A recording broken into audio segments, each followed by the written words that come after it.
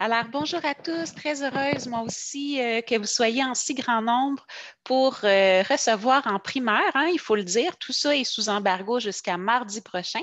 Donc, très, très contente que vous soyez là pour pouvoir avoir accès en primeur aux faits saillants de ce portrait annuel des tout-petits Québécois qui répond cette année à la question « Comment se portent les tout-petits du Québec ?» Alors, pour ceux qui nous connaissent bien, vous savez qu'on a l'habitude de sortir un nouveau portrait annuel à chaque grande semaine des tout-petits. Donc, cette année ne fait pas exception. Alors, ce sera mardi le 16 novembre.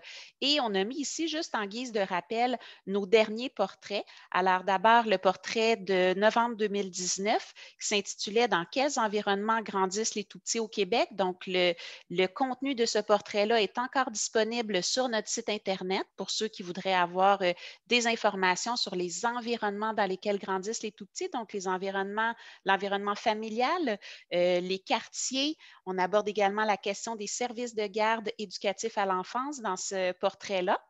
Et au printemps dernier, un peu exceptionnellement, parce qu'habituellement, c'est pas mal toujours dans le cadre des grandes semaines des tout-petits qu'on diffuse nos portraits, mais on a fait exceptionnellement un portrait qu'on a diffusé au printemps et qui porte sur les politiques publiques favorables au développement des tout-petits. Alors, encore une fois, un document que vous pouvez trouver sur notre site Internet. Alors, pour le portrait de cette année, je vous dirais qu'il y a environ un an, quand on commençait à travailler avec notre comité d'experts pour élaborer la table des matières de ce portrait, la liste des indicateurs qu'on y trouverait, bien, on s'est questionné sur la pertinence de produire ce document-là. Et je vous explique pourquoi. C'est qu'en fait, les portraits annuels des tout-petits Québécois sont produits à partir des données les plus rigoureuses dont on dispose au Québec, donc les données qui nous viennent des grandes enquêtes de l'Institut de la statistique du Québec et des données également administratives qui nous viennent des différents ministères et de la RAMQ. Or, les grandes enquêtes de l'Institut de la statistique du Québec, dont les résultats sont disponibles à l'heure actuelle, ne tiennent pas encore compte de la période de la pandémie.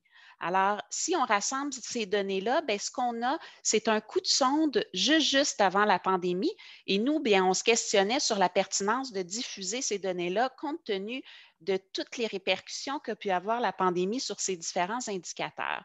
Donc, la solution à laquelle on en est arrivé en discutant avec les membres de notre comité, bien, c'est de publier un portrait qui présenterait ce coup de sonde pré-pandémie et de présenter en parallèle tout au long du document des encadrés comme celui que vous voyez à l'écran, qui sont des encadrés qui présentent le résultat d'une recension des écrits sur les études qui ont été publiées depuis le début de la pandémie pour documenter les effets de la pandémie sur les tout-petits et leurs familles.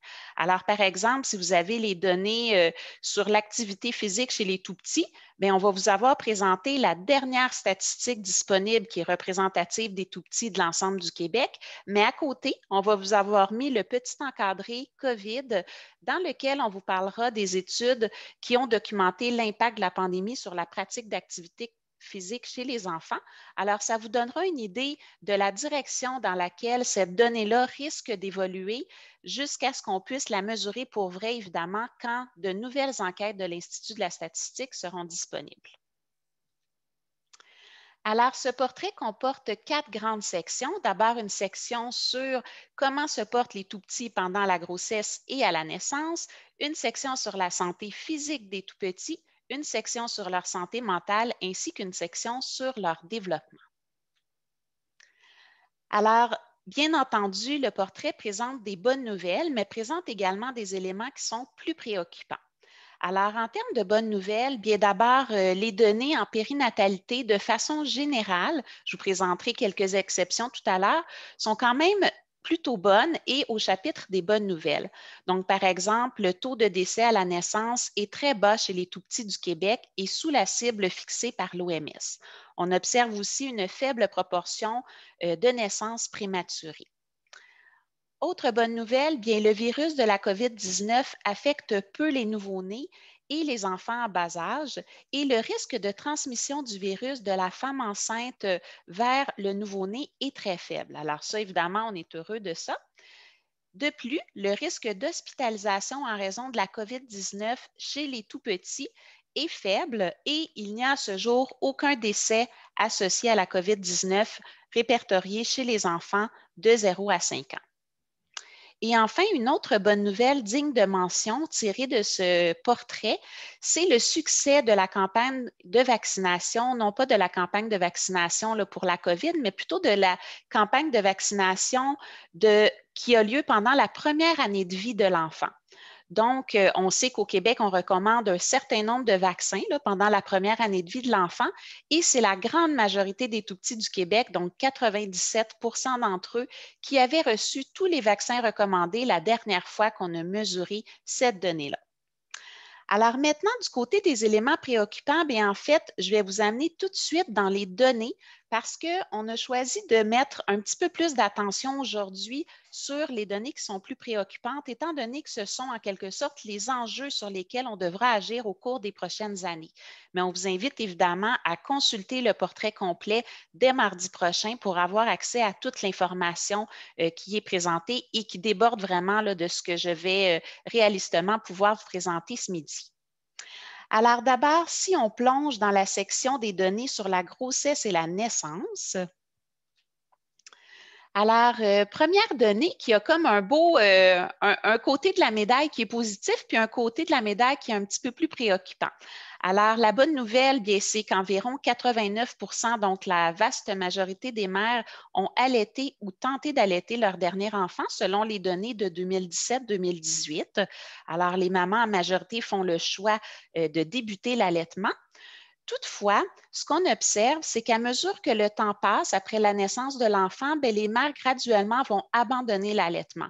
Donc, par exemple, au bout d'1 mois, on tombe déjà de 89 à 76,1 et au bout de 6 mois, on est à 56,4 C'est donc dire qu'il y a plusieurs mamans qui doivent certainement faire face à toutes sortes d'obstacles et qui doivent abandonner l'allaitement et peut-être qui auraient besoin d'être davantage soutenues pour pouvoir persévérer et rencontrer les recommandations de l'OMS qui sont d'allaiter exclusivement l'enfant jusqu'à l'âge de 6 mois.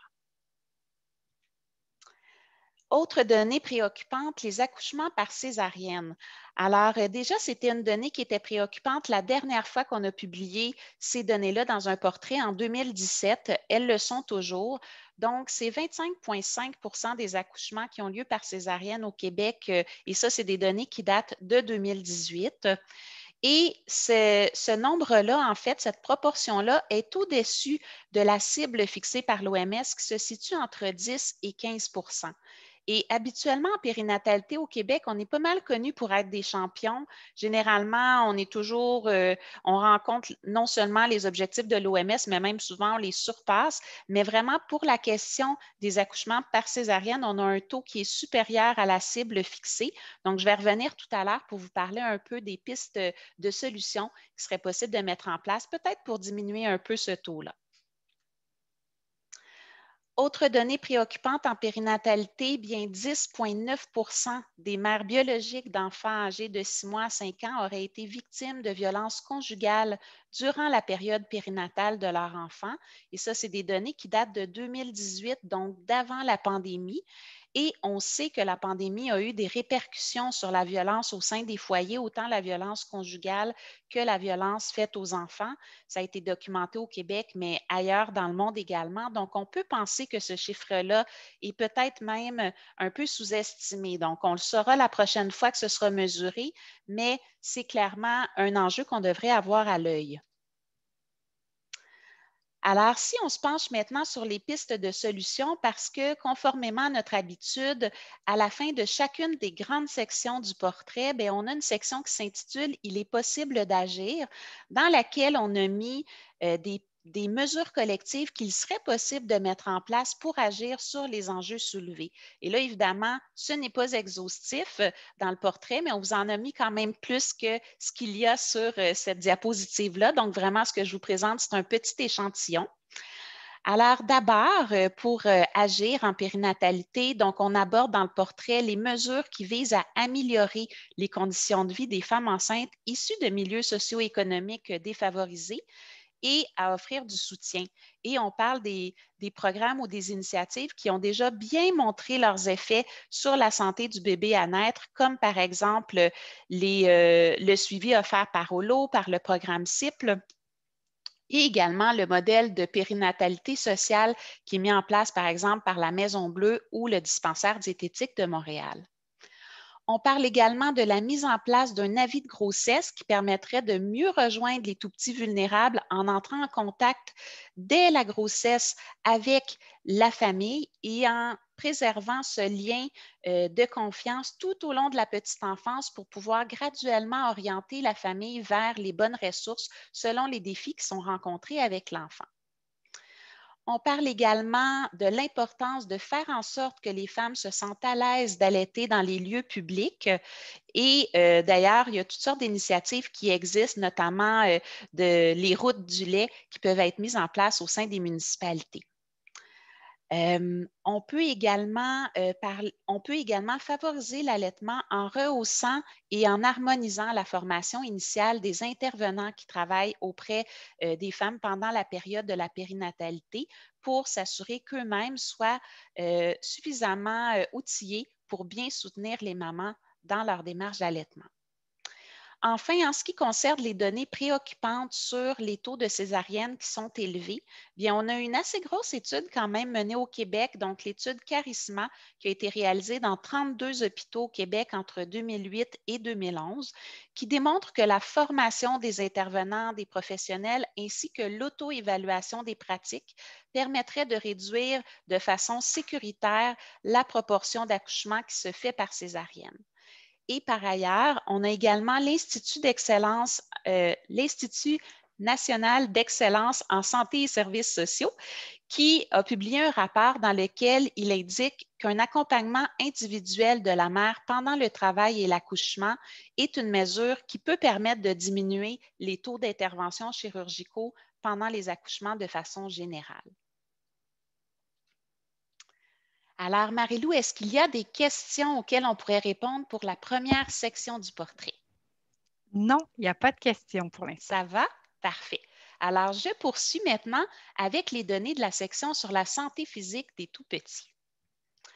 Alors, d'abord, les données concernant l'activité physique et le temps écran.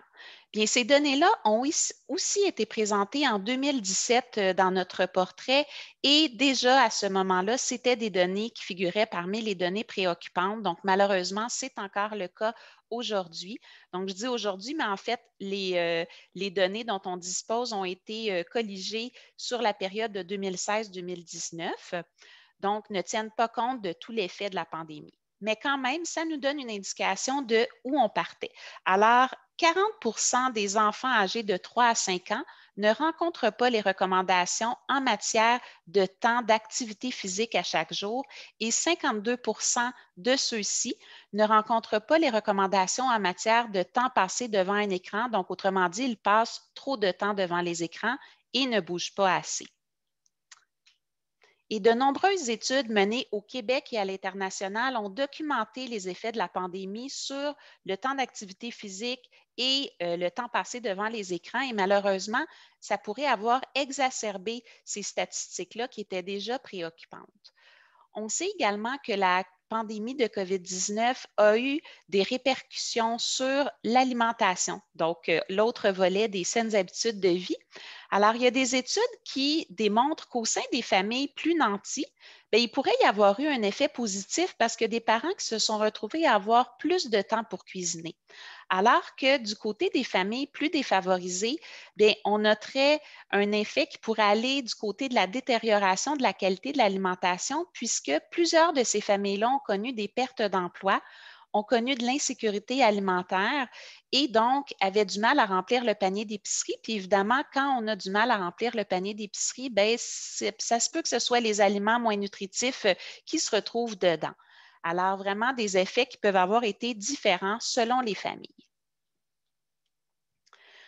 Autre donnée préoccupante, donc l'accès aux soins dentaires. Donc, c'est moins du quart des enfants de 0 à 5 ans qui ont consulté un dentiste pour un examen dans le cadre des programmes de soins dentaires de la RAMQ. Et ça, c'est une donnée administrative qui date de 2020, donc qui nous vient de la RAMQ elle-même. Et ce taux-là, bien, il est plus bas que ceux de 2016 et 2006. Donc, on pourrait se dire, ah, mais là, est-ce qu'il y a la pandémie qui joue un peu là-dedans? Parce qu'évidemment, quand on était en confinement, notre premier réflexe, c'était pas d'aller se faire examiner les dents. Mais, mais les données étaient déjà basses les années précédentes. Donc, en 2016, on était à 30,6 des enfants qui avaient vu le dentiste, puis à 28,3 en 2006. Donc, c'est un enjeu d'une façon ou d'une autre. Et selon l'Association canadienne dentaire, la première visite chez le dentiste devrait avoir lieu 6 mois après l'éruption de la première dent ou à l'âge de 1 an. Donc, de toute évidence, c'est la majorité des enfants qui n'ont pas ces visites-là. Et tout à l'heure, je vous parlerai de mesures qui pourraient être mises en place pour favoriser l'adhésion à la recommandation. Et enfin, l'accès à un médecin de famille qui malheureusement continue d'être un enjeu. Donc, selon le rapport de la vérificatrice générale de 2020, parmi les environ 597 000 personnes en attente pour avoir un médecin de famille, bien, il y en aurait autour de 185 000 qui étaient considérés vulnérables et ça inclut des femmes enceintes et des enfants âgés de 0 à 2 ans. Et on sait que évidemment pendant la grossesse, mais également en bas âge, c'est vraiment important d'avoir accès à un suivi médical. Donc, c'est très préoccupant de savoir qu'il y a des gens qui n'ont pas ce suivi-là. Et le délai d'attente pour les personnes considérées comme vulnérables est passé de 237 à 367 jours, alors que pour des usagers comme ça qui sont plus à risque, le délai souhaité est d'au maximum 3 semaines. Donc, on comprend qu'on est vraiment au-dessus de l'idéal qui est souhaité. Alors, il va falloir évidemment agir sur ça comme société. Et maintenant, des exemples de mesures collectives qui sont présentées dans le portrait pour agir sur ces différents enjeux. Alors d'abord, on parle de la taxation des boissons sucrées en termes de mesures pour favoriser une alimentation saine au sein des familles. On parle également de l'aménagement sécuritaire et propice à l'activité physique dans les municipalités pour créer des environnements qui permettent aux enfants de socialiser, de se développer sur le plan moteur, sur le plan langagier. Et évidemment, ça a des répercussions sur leur bien-être également. On parle également de la pertinence d'agir au sein des services éducatifs à la petite enfance, notamment par la mise en place du cadre de référence Gazelle et Potiron, qui vise justement à favoriser une saine alimentation et un mode de vie physiquement actif chez les tout-petits dans les services éducatifs à la petite enfance. Puis ça, c'est très gagnant parce que les tout-petits passent beaucoup d'heures dans ces milieux-là tout au long d'une semaine. On parle également du modèle de pédiatrie sociale en communauté, qui est une approche de santé globale qui vise à dépister, réduire et éliminer les stresseurs qui pourraient faire obstacle au plein développement de nos tout-petits. Et pour revenir sur la question des visites chez le dentiste, qui n'ont malheureusement pas lieu tel que recommandé pendant la première année de vie, bien, en Grande-Bretagne, il y a des campagnes de sensibilisation à l'importance de la santé bucco-dentaire qui ont été mises en place pour favoriser de meilleures pratiques à cet effet-là. Et il y a également des études qui ont démontré qu'une couverture universelle des soins dentaires aux enfants, dans le fond, les pays qui ont une couverture universelle permettent davantage de prévenir la carie, réussissent le mieux à prévenir la carie. Or, le programme offert par la RAMQ, destiné aux enfants de moins de 10 ans, va couvrir la détection de la carie, le traitement de la carie, mais pas tout ce qui peut être fait en amont, donc en termes de soins préventifs comme le nettoyage ou l'application de fluorure sur les dents des enfants. Alors évidemment, bien, si ces soins-là étaient offerts gratuitement, il y aurait plus d'enfants qui pourraient en bénéficier et on pourrait prévenir l'apparition des caries. Fanny? Oui, on a des petites questions? Oui. Alors, j'ai Mégane qui demande pouvez-vous nous rappeler quelles sont les directives canadiennes en matière d'activité physique et de temps écran? Oui. Moi, par contre, je les ai, mais en note de bas de diapo. Donc, je ne sais pas si toi, tu y as accès plus facilement, Marie-Lou? OK. Oui, certainement. Donc, activité physique, donc pour les enfants de moins de 1 an, être physiquement actif plusieurs fois de diverses manières. Pour les enfants de 1 à 2 ans, c'est au moins 180 minutes réparties au cours de la journée d'activités physiques de type et d'intensité variées qui comprennent du jeu énergique. Pour les enfants de 3 à 4 ans, c'est au moins 180 minutes d'activités physiques variées, dont au moins 60 minutes de jeu énergique. Et pour les enfants de 5 ans, c'est au moins 60 minutes par jour d'activité physique d'intensité moyenne à élevée qui comprennent une variété d'activités aérobiques. Ensuite, pour le temps écran, pour les enfants de moins de 2 ans, passer du temps devant un écran n'est pas recommandé.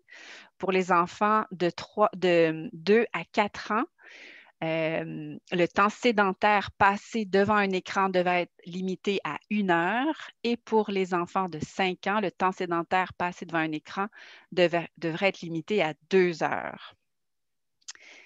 Et j'ai juste une autre petite question également de clarification.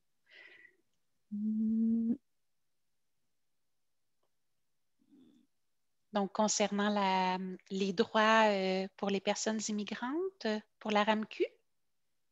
Non, par rapport à l'augmentation, si nos données santé physique, temps écran ont augmenté par rapport à la dernière enquête canadienne, en fait, malheureusement, les données ne sont pas comparables parce que la méthodologie a changé entre l'enquête canadienne sur les mesures de la santé précédente et celle-ci, celle de 2016-2019. Donc, notre portrait ne peut pas dire augmentation ou non par rapport aux dernières données. Mais ce que je peux vous dire, c'est que lors de la dernière enquête, on était au tiers des enfants qui ne respectaient pas les recommandations en matière d'activité physique. Et pour le temps écran, on était aux 3/4. Donc, voilà. Parfait.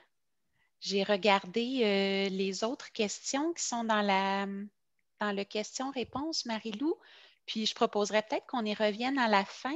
Oui, Donc, pour la question d'Aurélie Doran et parfait. pour Madame Ferrand également, parce que je pense que ça va peut-être te demander d'aller chercher la source, puis on pourra la mettre dans la boîte de chat. Oui, parfait. Ça va? Super. Alors, je poursuis. Merci beaucoup pour les questions. C'est toujours pertinent. Donc, les données maintenant sur la santé mentale. Oups. OK. Alors, d'abord, on n'a pas énormément de données dans la section sur la santé mentale des tout-petits parce qu'au Québec, on a très peu de données sur ça. Donc, ça, c'est vraiment une observation qu'on a faite. Puis pourtant, ce serait tout aussi important de surveiller la santé mentale de nos tout-petits pour pouvoir mettre en place les bonnes mesures que ce qui est fait du côté de la santé physique. Alors, c'est 1696 enfants âgés de 1 à 5 ans qui avaient un diagnostic de troubles anxio-dépressifs en 2019-2020 au Québec. Et les principaux troubles étaient la phobie sociale, l'anxiété de séparation, l'anxiété généralisée et la dépression.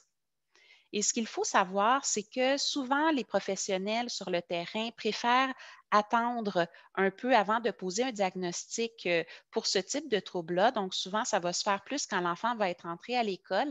Alors, ce chiffre-là peut sous-estimer en réalité le nombre d'enfants qui vivent des défis et qui auraient besoin de services parce qu'ils n'ont pas encore reçu leur diagnostic comme tel. Donc, les études qui ont été publiées depuis les débuts de la pandémie de COVID-19 nous indiquent que les enfants sont parmi ceux dont la santé mentale s'est le plus détériorée durant la pandémie. En effet, on observe, selon des études réalisées dans plusieurs pays, une augmentation chez les enfants de symptômes anxieux et dépressifs, une augmentation des troubles de comportement, une diminution de la capacité d'attention, ainsi qu'une diminution de la quantité et de la qualité du sommeil. Donc, évidemment, tout ça peut avoir des répercussions sur le bien-être et le développement des tout-petits, mais ça peut également avoir des répercussions sur le bien-être et la santé mentale des parents parce que le fait de s'occuper d'un enfant qui a des troubles de comportement, qui ne dort pas bien la nuit, qui fait souvent que nous-mêmes, on ne dort pas très bien non plus, bien, c'est certain que ça peut avoir des répercussions également. Et d'ailleurs, il y a des études qui ont été menées qui ont documenté les effets de la pandémie chez les adultes et certaines études qui ont documenté le fait que les parents de jeunes enfants étaient parmi ceux dont l'effet de la pandémie sur la santé mentale avait été le plus important. Donc, évidemment, on parle ici d'une accumulation de diverses sources de stress. Donc, justement, cette accumulation-là des sources de stress au sein des familles semble avoir contribué à une augmentation du risque de problèmes de santé mentale chez les enfants pendant la pandémie. Et ce qui est intéressant de savoir, c'est que l'isolement social, donc par exemple, quand on était en période de confinement, bien, la littérature associe l'isolement social à un risque accru de dépression et de troubles anxieux pendant la période où l'enfant est isolé, mais cet effet-là pourrait perdurer au-delà de la période d'isolement, c'est-à-dire dans les mois ou dans les années qui suivent. Alors, ce n'est pas parce que les mesures de confinement ont été levées qu'on doit se dire, bon, bien, c'est réglé, on n'a plus à gérer ces effets-là. Non, ça se peut qu'il y ait des effets résiduels, d'où l'importance de continuer de suivre de près les données sur la santé mentale de nos tout-petits au cours des prochaines années. Et la durée de l'isolement social semble avoir plus d'impact négatif que l'intensité de l'isolement. Donc, c'est le fait que ce soit prolongé dans le temps qui aurait le plus d'impact versus le fait d'avoir beaucoup de mesures de distanciation ou d'isolement en même temps. Alors, du côté des pistes de solutions pour la santé mentale de nos tout-petits, bien dans le portrait, on aborde l'importance de soutenir la santé mentale de nos tout-petits en agissant sur les environnements dans lesquels ils grandissent et plus particulièrement l'environnement familial et l'environnement éducatif. Donc, autrement dit, les services éducatifs à la petite enfance. Donc, par exemple, on parle de l'importance de favoriser l'accès à un logement abordable pour diminuer la pression au sein des familles qui sont dans une situation plus précaire économiquement, mais évidemment, la qualité du logement peut aussi avoir des répercussions. Favoriser l'accès à des espaces publics extérieurs propices aux jeux, évidemment, c'est une façon de permettre aux enfants de socialiser, de se développer en côtoyant les gens de sa communauté et ça diminue les risques d'exclusion et d'isolement social. Il y a également toutes les mesures de conciliation famille-travail qui peuvent faire diminuer la pression au sein de la famille et donc faire en sorte que l'environnement familial soit plus propice à une bonne santé mentale et au développement des tout-petits. On doit aussi se préoccuper de la qualité des services éducatifs à l'enfance parce qu'évidemment, les services éducatifs à l'enfance, ça peut avoir un effet de protection pour les tout-petits si la qualité est au rendez-vous. Par contre, si on se retrouve dans un milieu de mauvaise qualité, bien, au contraire, on peut basculer du côté du facteur de risque et ça peut avoir un effet négatif sur la santé mentale de l'enfant. Donc, vraiment, toute l'importance de la qualité des services. Et enfin, on parle également de tous les programmes de soutien aux parents, que ce soit pour leurs habiletés parentales, pour les amener à favoriser l'adoption de saines habitudes de vie au sein de la famille. Donc, tout ça peut avoir des répercussions sur la santé mentale de nos tout-petits. On parle également de l'importance de faciliter la détection, le diagnostic et le traitement des troubles mentaux chez les tout-petits. Donc, évidemment, les listes d'attente en santé mentale et les difficultés d'accès à des professionnels constituent des enjeux qui sont importants et qu'on doit adresser. On parle également des barrières d'accès qui pourraient empêcher certains tout-petits d'avoir accès aux différents services, comme par exemple, si on pense aux tout-petits issus de familles immigrantes, des fois, il peut y avoir une barrière de langue, donc d'où l'importance d'avoir des interprètes. On pourrait penser à d'autres types de barrières, comme par exemple les attitudes négatives de certains intervenants envers les familles plus vulnérables, donc de travailler là-dessus pour qu'on puisse éliminer cette barrière-là, ou encore de donner suffisamment de temps aux intervenants pour qu'ils puissent développer un réel lien de confiance avec la famille vulnérable. Donc, il y a toutes sortes de barrières sur lesquelles on peut agir comme société pour favoriser l'accès à ces services-là. Alors, Marie-Lou, est-ce qu'il y a des questions avant que je termine avec notre dernière section sur le développement? Ça va? Non, c'est bon, c'est des questions On les va y mêmes revenir. que tout à l'heure, oui. OK, parfait. Alors, rapidement, donc, 27,7 des enfants de maternelle étaient vulnérables dans au moins un domaine de développement en 2017. Donc, c'est une donnée que vous connaissez sans doute bien, la dernière donnée de l'enquête ECDEM, mais on l'a bien entendu rappelé dans notre portrait. C'est important de le garder en tête et on sait que les tout-petits des milieux plus défavorisés sont plus à risque d'être vulnérables sur le plan du développement. On a également certains sous-groupes d'enfants qui sont plus à risque de connaître des vulnérabilités. Donc, je vois le temps qui file, alors je vais vous laisser les lire. De toute façon, le 16 prochain, vous aurez accès au PowerPoint également. Donc, vous aurez tout ça. Et peut-être garder en tête également que on l'oublie parfois, mais les enfants des communautés de langue anglaise au Québec peuvent faire face à différentes barrières d'accès aux différents services et sont associés à des conditions de vie des fois qui peuvent être plus vulnérables, à des conditions de vie plus difficiles, pardon. Alors, ne pas les oublier eux non plus. On parle également dans le portrait du nombre d'enfants qui ont un diagnostic du trouble de déficit de l'attention avec ou sans hyperactivité et du nombre d'enfants qui ont un diagnostic du trouble du spectre de l'autisme. On trouvait ça important d'apporter un éclairage sur ces enfants-là parce que c'est des nombres qui sont non négligeables qui, encore une fois, les intervenants préférant attendre un peu plus tard là, dans la vie de l'enfant pour poser des diagnostics, bien, ce sont des chiffres aussi qui peuvent sous-estimer la réelle problématique. Et ce qu'il faut retenir, c'est que ces enfants-là ont des besoins particuliers auxquels on doit répondre comme société pour pouvoir leur permettre de développer leur plein potentiel.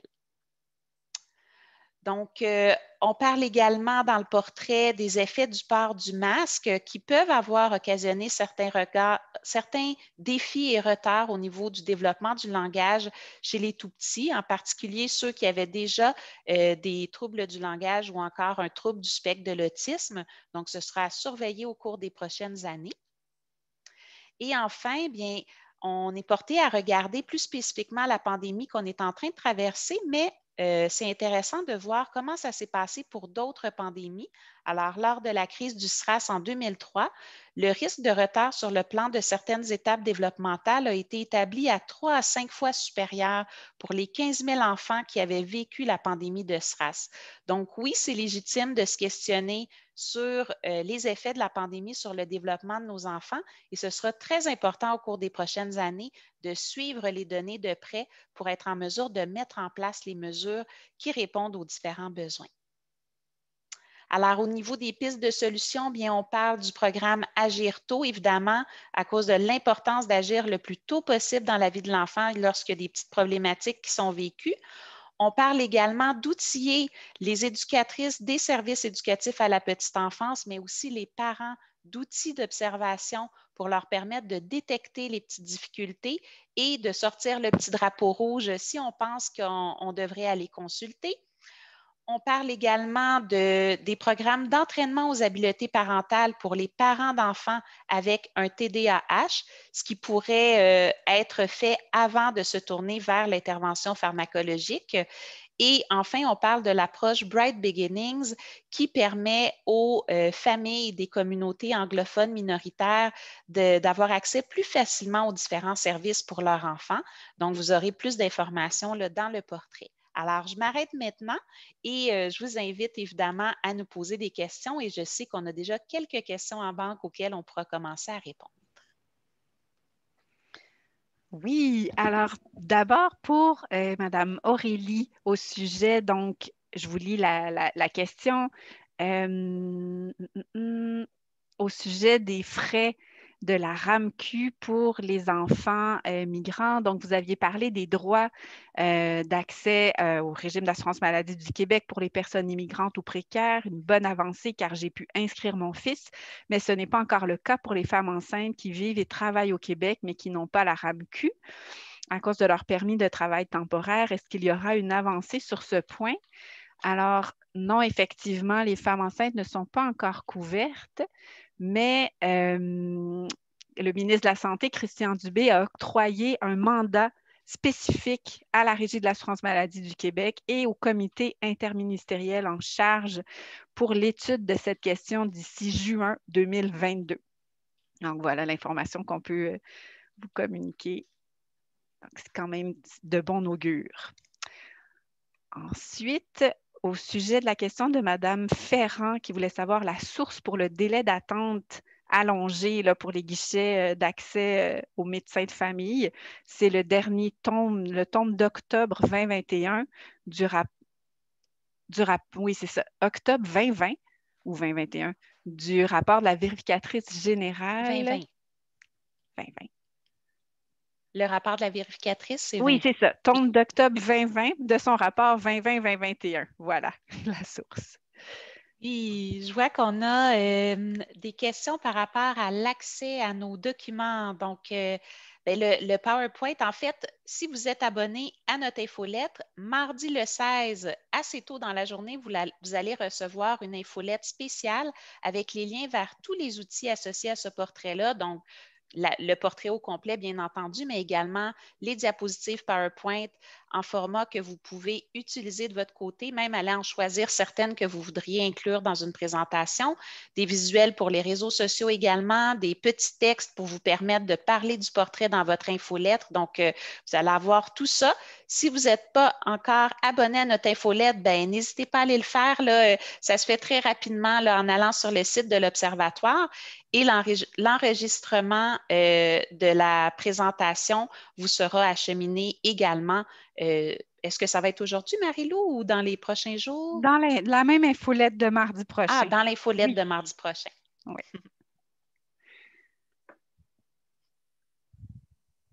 Est-ce que les études seront disponibles en anglais aussi? En fait, on a traduit pour l'instant, le communiqué est traduit disponible en anglais, ainsi que la présentation PowerPoint sera traduite également, mais le portrait lui-même, là, il va être rendu disponible en anglais au début de l'année 2022. Super. On a Julie Monette qui nous a partagé un commentaire. Écoutez, si vous avez l'occasion de nous faire suivre davantage d'informations sur cette formation-là, il nous ferait vraiment plaisir de mieux connaître, puis peut-être que ça pourra être inclus éventuellement dans des prochaines publications ou communication de l'Observatoire. Donc, évidemment, nous, on est toujours très intéressés. Si vous avez de l'information pertinente à nous faire suivre, n'hésitez pas. Peut-être que tu peux nous lire, Fanny, sa suggestion, comme on ne la voit pas. Je pense qu'elle est envoyée juste à toi. Ah, OK. Donc, de bonnes pistes de solutions concernant les programmes visant le dépistage précoce, mais n'oublions pas aussi l'intervention précoce pour les habiletés émergentes de l'enfant, l'approche jeu d'enfant, approche de stimulation précoce pour les 0-5 ans et approche centrée sur les familles est aussi un outil non négligeable pour les familles intervenants. Cette formation se donne grâce au Cégep de Saint-Jérôme, mandataire de cette formation dans toute la francophonie. Alors, merci pour cette information. Puis n'hésitez pas à nous envoyer là, si vous avez un lien ou un document pour en savoir plus. Les outils, on a répondu. On a une question, Fanny. Est-ce que la Fondation Chaillon poursuivra ses démarches auprès du gouvernement pour faire valoir ses recommandations ou pistes de solutions telles qu'investir en logement social ou abordable pour que les enfants vulnérables soient mieux logés? Bien, écoutez, je peux difficilement répondre pour la Fondation. Mais ce que je peux vous répondre au nom de l'Observatoire des tout-petits, par contre, c'est que nous, notre rôle, ce n'est pas d'émettre des recommandations ou de faire des revendications. Par contre, notre rôle, c'est vraiment d'informer, donc d'amener les connaissances à nos élus. Et d'ailleurs, préalablement à la présentation d'aujourd'hui, depuis 2 semaines environ, on a fait la tournée pour rencontrer les porte-paroles en matière de santé, en matière de famille et d'éducation des différents partis politiques. Et ce qu'on vous a présenté ce midi, bien, ça leur a été présenté. Donc, autant la partie sur les enjeux que des exemples de mesures collectives qui seraient possibles de mettre en place. Donc, nous, de notre côté, l'Observatoire, bien, on va continuer ce rôle-là qui est d'informer le plus possible nos décideurs pour qu'ils puissent prendre des décisions éclairées. Puis en ce qui concerne là, les futures démarches qui seront menées par la Fondation, malheureusement, je n'ai pas cette information-là de mon côté.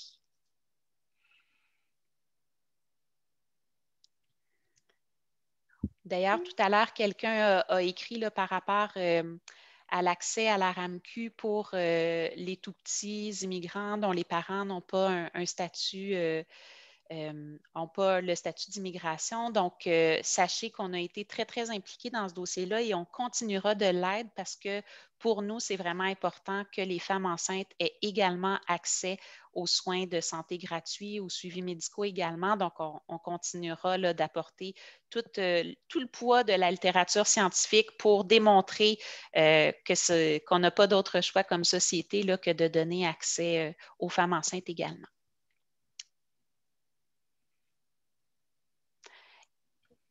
Est-ce que tu as répondu, Marie-Lou, sur la question à 12h46 sur l'éco-anxiété? Oui, tu as raison. Non, je n'ai pas OK. répondu. Alors, on n'a pas cette information-là dans le portrait, mais je sais qu'il y a une étude du professeur Mélissa Généreux là, de l'Université de Sherbrooke menée sur un très, très bon échantillon de jeunes Québécois qui démontre ça effectivement. Par contre, ça n'a pas été fait chez les tout-petits. Mais oui, ça serait une piste pour nos jeunes, ça certainement. Mélissa Généreux. J'ai Mathieu Bégin qui lève sa main, mais Mathieu Bégin qui est notre ancien collègue, mais malheureusement, on ne peut pas, il n'y a pas de possibilité d'ouvrir les micros, mais si tu as une question, n'hésite pas à la poser dans le chat, Mathieu, ça va nous faire plaisir. Serait-il possible de revoir la liste des enfants les plus vulnérables? Je n'étais pas assez rapide en lecture. Ben oui, certainement, Fanny. Peut-être tu peux remettre la diapo là, juste pour... Oui, bien sûr. Puis je sais que je suis passée rapidement sur celle-là, c'est parce que je voulais vraiment vous garder du temps pour les échanges. Je la remets tout de suite à l'écran. Bon, on un petit peu. Oups. Voyons, je vous ai perdu. OK. Où est ma boîte de partage d'écran? Là, vous ne voyez pas Ta mon face, écran. Fanny? OK, il est là. C'est bon. Ah, OK. Et je vous apporte ça.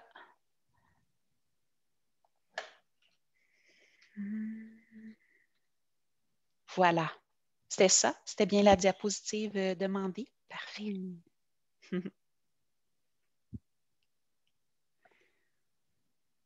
Bien, je vais en profiter pendant que Marie-Lou repère une prochaine question.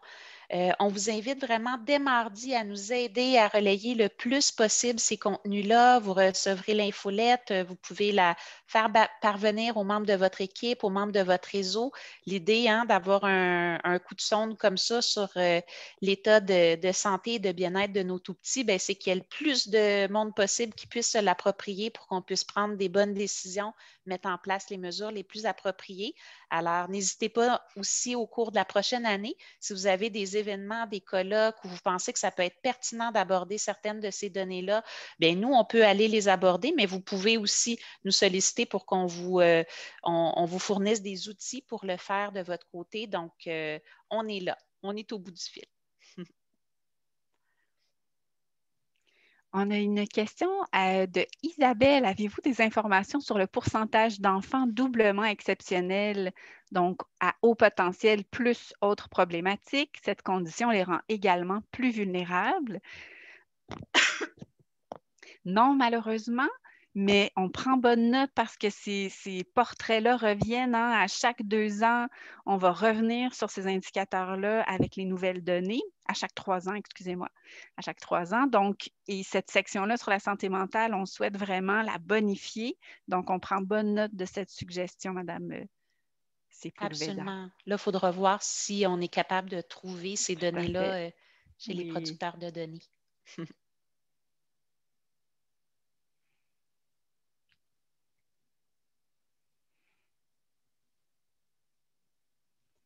Alors, je vois qu'on est à 1 heure, pardon, pas à 3 heures, mais plutôt à 1 heure. Donc, possiblement que certains d'entre vous devraient commencer à quitter. Donc, je veux simplement vous dire, nous, on va rester encore quelques minutes si vous avez des questions, mais je tiens à vous remercier d'avoir été là avec nous. Très, très heureuse que vous ayez été en si grand nombre, puis on espère vraiment que ce portrait-là va vous être utile dans votre travail. Merci beaucoup.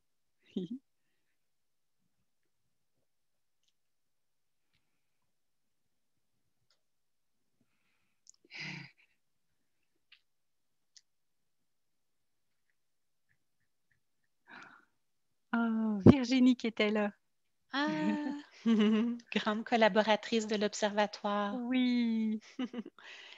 Est-ce que tu vois, Marie-Lou, des questions auxquelles on n'aurait pas répondu ou on a fait le Non, tour? non. Ça va? OK, parfait.